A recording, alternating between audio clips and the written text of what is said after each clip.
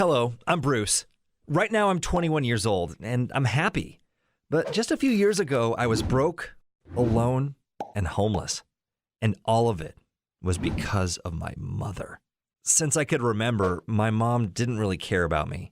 We always had some food at home, but that was it. She never talked to me or asked me any questions unless she needed something. She would also berate me if I broke something or talked too loudly. Once she was supposed to pick me up from school in the middle of the winter, but she forgot and I had to walk all the way home because I had no money. I was wet and cold and got sick for several weeks. And she did buy me medicine, but then forced me to go to school because it was too big of a hassle for her if I stayed at home. It was confusing and painful to me when I was a kid, but I had gotten used to it by the time I got older. When I became a teenager, I was rarely at home.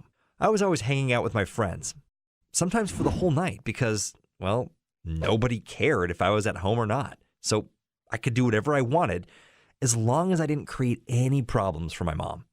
I was bad at school, but I was doing barely enough so that my teachers wouldn't call her. I wasn't hanging out outside all the time because I wanted to.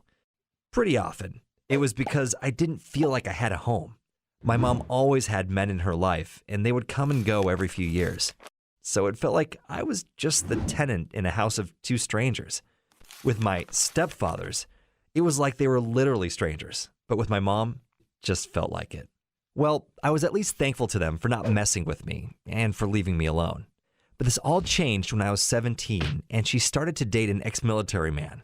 And boy, was he strict. He had all these rules, like specific times I had to come home and that I suddenly had chores to do at home. He was constantly telling me how he would make a man out of me and how spoiled I was. I hated him, and I ignored his rules.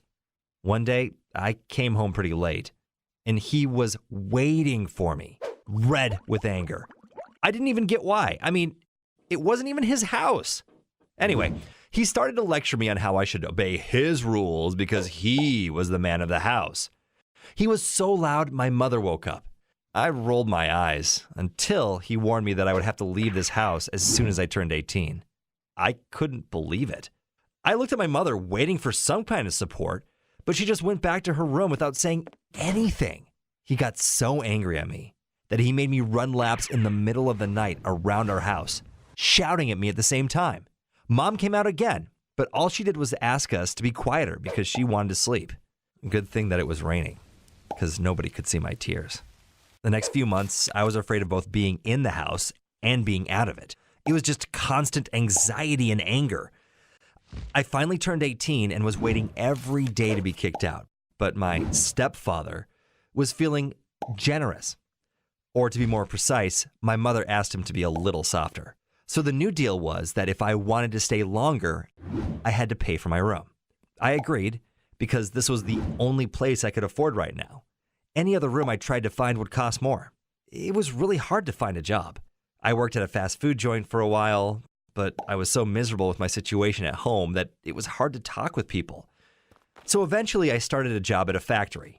It had terrible pay and a terrible schedule, but I had no choice. So I continued to work there. It was better than being at home. Every night I returned from my work, my stepfather would continue to annoy me with his rules, and my mother would agree with him about how stupid and useless I was, only taking up space. I hated them with a passion, and would have cried myself to sleep every night, except I was too tired to feel anything. One day, I forgot my keys at home, and after I returned home from a 12-hour shift, I called my mother to open the door for me, but she said she was out and that I had to wait. I was waiting on our front porch for a few hours and eventually fell asleep, exhausted from work. I was woken up by them returning and being angry at me for sleeping on the front porch like I was homeless. They were miserable together and decided to get a dog because, yeah, they needed someone to care about. How ironic that they treated this poor small dog better than me. And by better, I mean that they screamed at it a little less often than they did at me. So anyway, one night when I was trying to fall asleep, my stepfather opened the door and was shouting at me for leaving dirty dishes in the sink. I ignored him until he left to walk with the dog. And that's when I decided that enough was enough.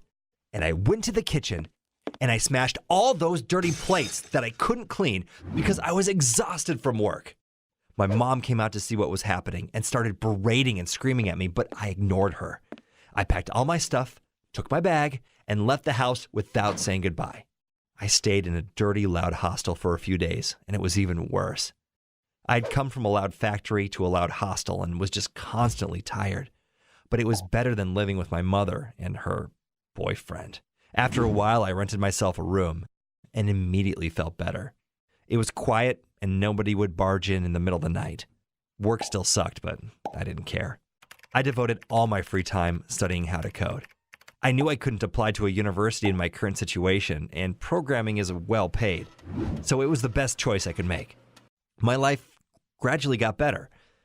After a year of living like that, changing jobs, and spending all my free time learning to code, I finally got a better job and found a great girlfriend, Eve, who made me incredibly happy. Eventually, we rented a small apartment together. It was all great until my mother reappeared in my life. She called me one day, almost crying. Just hearing her voice made me sweat and tremble with anxiety. The army man had left her and she was all alone and lonely and had financial problems. I was hesitant about whether I wanted to be in contact with her again, but Eve thought that it might be a good idea. Maybe she had changed. So Eve and I went together to meet my mother. She looked bad, like 10 years older.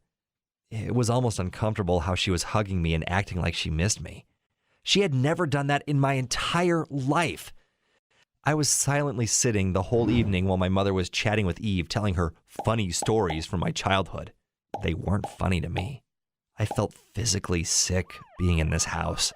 I also wondered where the dog was. Did the army man take it or something worse? Anyway, I felt sorry for it. But then I thought, maybe she really did change.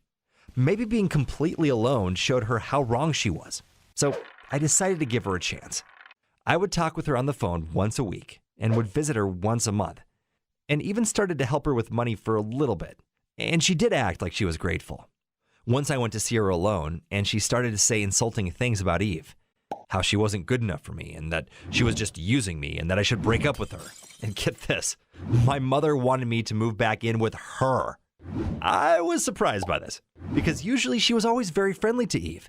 When I tried to defend Eve, my mother called me ungrateful and said that she didn't even want me to be born. It was incredibly painful to realize that she hadn't changed at all, and that I had just spent so much energy on her out of guilt and the belief that she wasn't a narcissistic, toxic person who neglected me my whole life.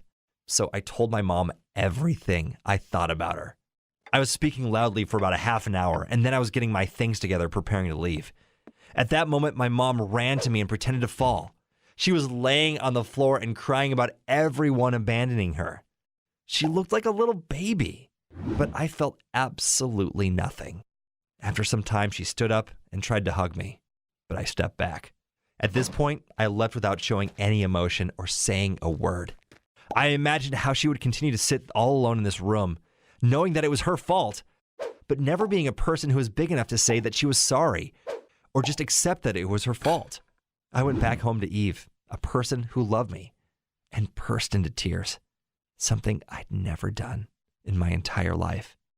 I opened up to her, something I also never really did in detail, and I just told her everything for hours while she sat there and supported me. The next day, she took me out for an amazing day. We went to the movies, looked at ducks in the park, saw our friends, and then she did something unexpected in the evening. She got on her knee and proposed to me. It was so weird, and I didn't understand what was happening because, the guy is supposed to do that. But she didn't care because she thought it was wonderful how amazing I had turned out, despite my terrible upbringing. And she simply couldn't wait. It felt nice. And I said yes. I cut off all contact with my mother, and I haven't talked to her or visited her since. I don't think she deserves my love or attention after all she put me through, but I'm really, truly happy now. My life is not perfect, but I'm surrounded by Eve and my friends, people who really love me. Share in the comments if you have a similar experience to mine. I would like to see your opinions. Should I still keep in contact with my mother? Or did I do the right thing?